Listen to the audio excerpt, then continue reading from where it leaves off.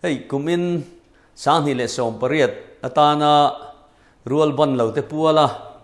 pathian ni kan man disabled Sunday tia kan phua chu alo thleng le don tareng maya voin July ni khat kum sang ni le som pariat pathian ni hi disabled Sunday alo ni ta a he ni mangtu United Pentecostal Church of North East India mun sang sanga pathian ko ran pol om ho te hena vena hian he ni hi lok takain man theina turatan du sakna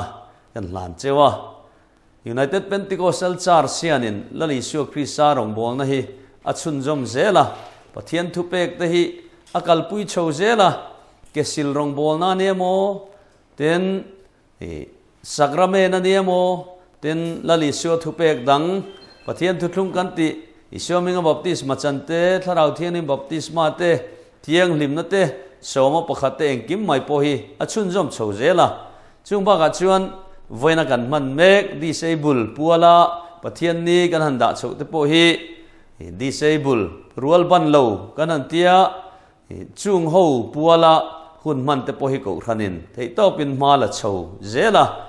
sang ni le som pani tang khanin bul kan han tran chho a big taka kan han focus tran na chu ni a ti chuan tlang sang atangin disabled Sunday July pathian ni saber zan ko ran tholom hi district headquarter kaltlangin general headquarter sa chunlu ani chho zela ti chuan general headquarter sa executive board point he mi pual boi pui tu turbik disabled committee da in chung chuanin India marchak pum puya disabled survey te nein chuta thang chuanin tran pui ngai te tran pui dan tur kong te lok zok man dan tur kong te azong chho mek zela report hi rin ain India marchak pum puya ni wangin alut khom mo a chung report lo lut khom te chu data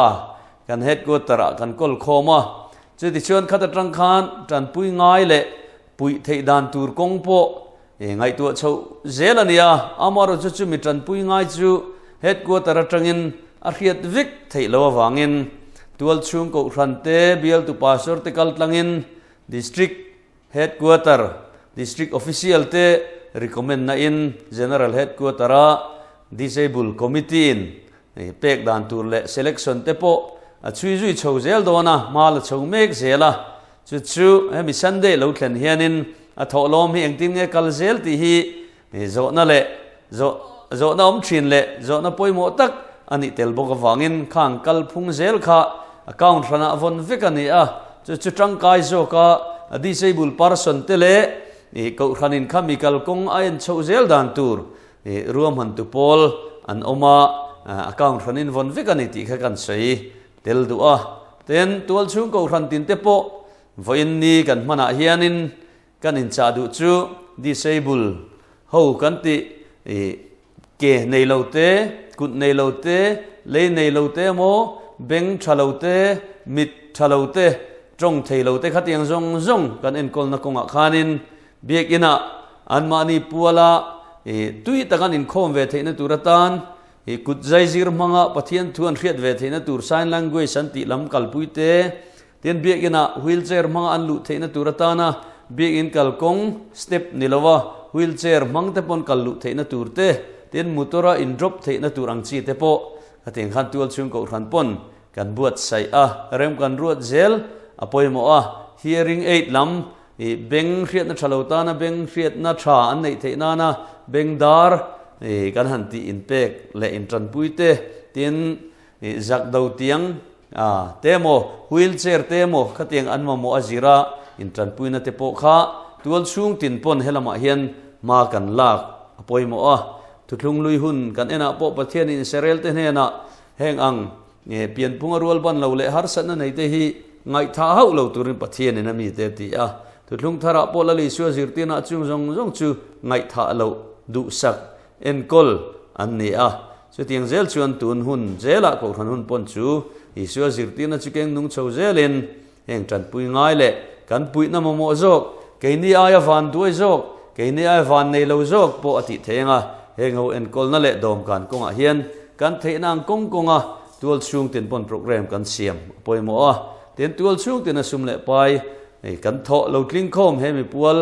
disabled Sunday July pathian em saber zana tho lom kan la khom general headquarter lut thi om zenei le tangkai taka man turani a chu ngai tu committee na ngai tu zelani ti reng turin kanin cha non le du a voina he ni mang tu ten lo takai mana rual ban lo le har san nei te dom kan le pathian thun lo riat na konga mo an nu na lo ha dam zong na tur konga mo a tran puina kan nei the anga pianga tran puina pe a an ma ni kom ngeya an ma ni titlang ne la voina hianin chu mi pual le chu lamril ru nei renga disabled Sunday mang tur hianin ko ran ho zong te lali som hin kan cha cheu ni lalpanin zain mal som chero se